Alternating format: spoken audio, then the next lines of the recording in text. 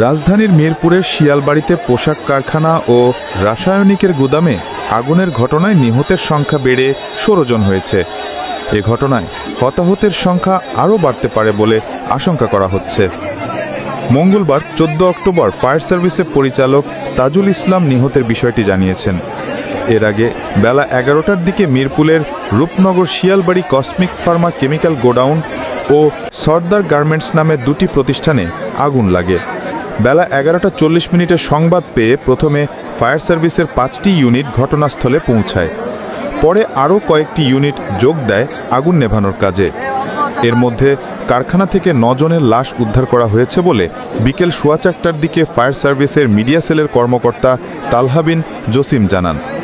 পরে সন্ধ্যা 7:15টায় নিহতের সংখ্যা বেড়ে 16 জন হওয়ার কথা জানায় ফায়ার সার্ভিস।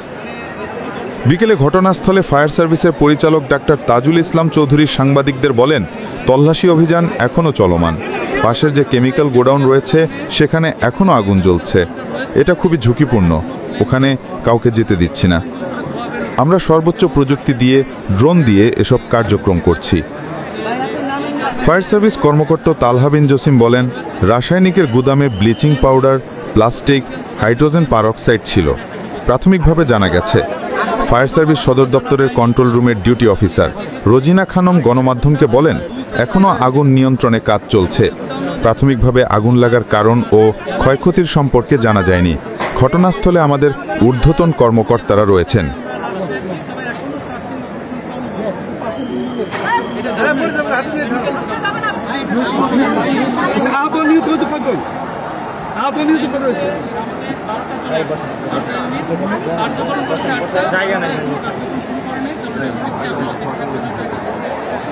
ভাই আহত নিহত করে আহত নিহত এখন পর্যন্ত আহত 1 জন এবং নিহত 9 জন।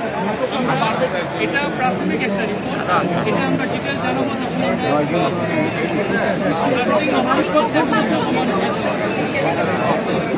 মারা গেছে।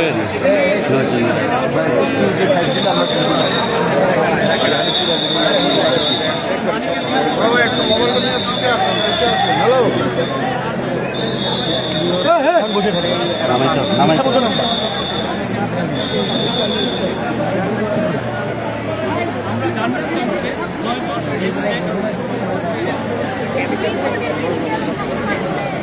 ভাই মোবাইলটা পিছনে একটু বড় ভাই একটু পিছিয়ে আসুন, পিছিয়ে আসুন।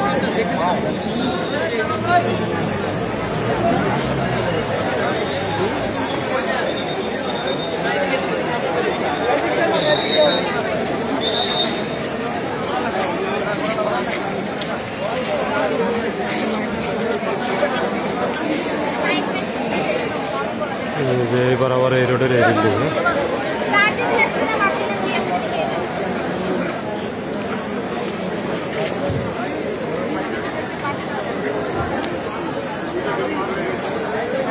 কেমিক্যালের গোডাউনে